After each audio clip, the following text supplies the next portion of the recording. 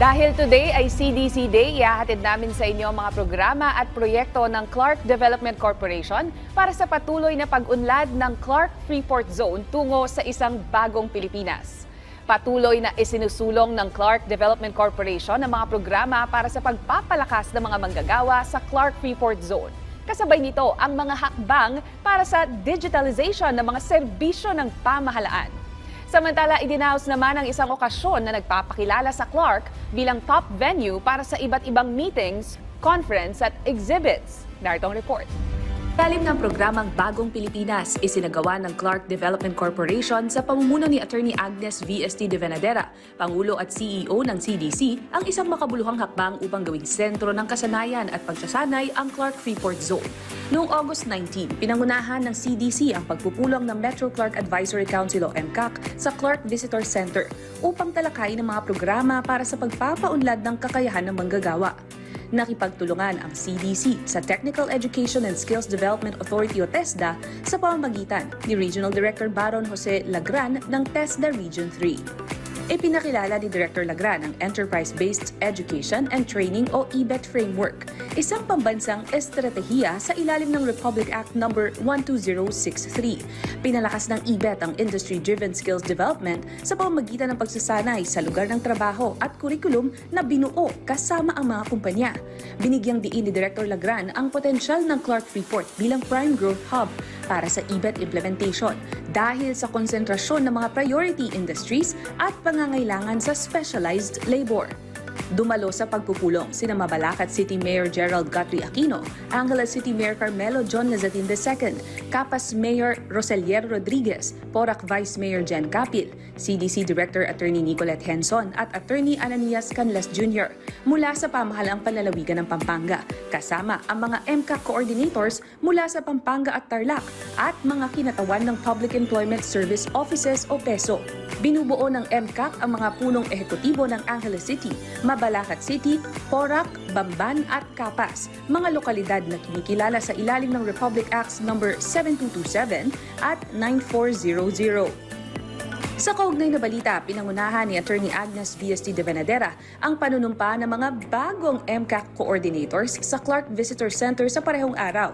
Nanumpa bilang MCAC liaison sina Relito Laksamana ng Porac, Pampanga, Attorney Micaela Claire Layog ng Pamahalaang Panlalawigan ng Pampanga, Maria Cristina Mason ng Capas Tarlac, Maximo Sangil ng Angeles City, Marino Morales ng Mabalacat City, Arnel San Pedro ng Office of the 1st District of Pampanga, Noy Milintag ng Office of the 2nd District of Pampanga, Myra Flor Sonza ng Office of the 3rd District of Tarlac, at Johnny Sales ng Bamban Tarlac.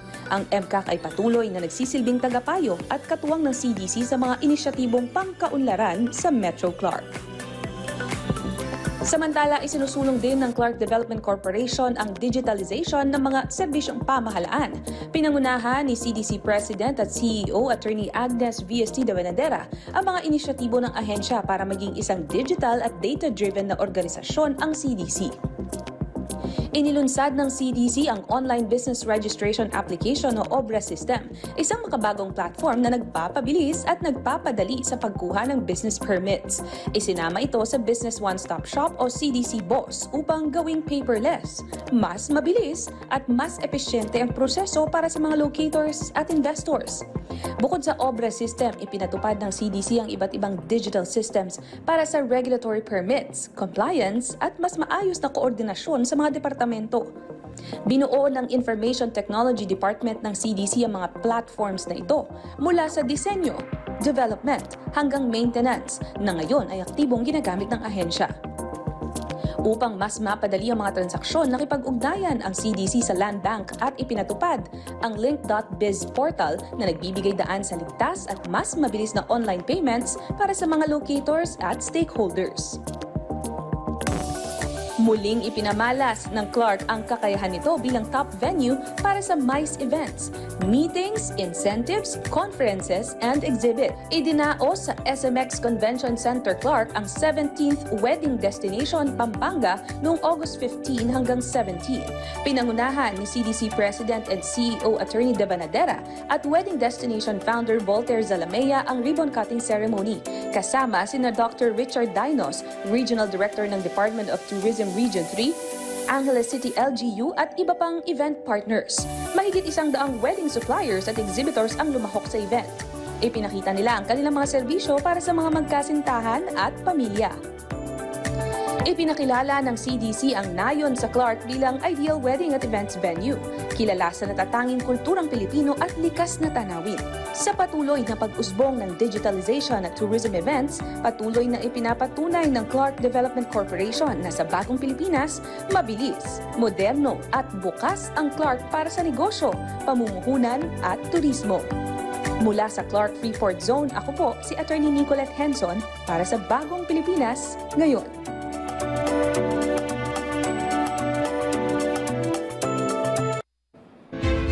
Idagdag ko lang din, Com June, Asek Dale, na ang Clark Freeport Zone po ay nominado sa Asia's Leading Meetings and Conference Destination category. Yan po ay sa World Travel Awards 2025 at maaari pa rin pong bumoto hanggang August 31. Malapit na po yan. Mag-register lang po at iboto ang Clark Freeport Zone sa www.worldtravelawards.com. Ito po ang Clark ang kinatawan ng Pilipinas sa Asia category. Ito yung Oscars, no, ng global travel and tourism industry. Kasabay ang Singapore, Malaysia, Thailand at India. Abangan ang iba pang mga update at mga ipinagmamalaki ng Clark sa susunod na edisyon ng CDC sa Bagong Pilipinas.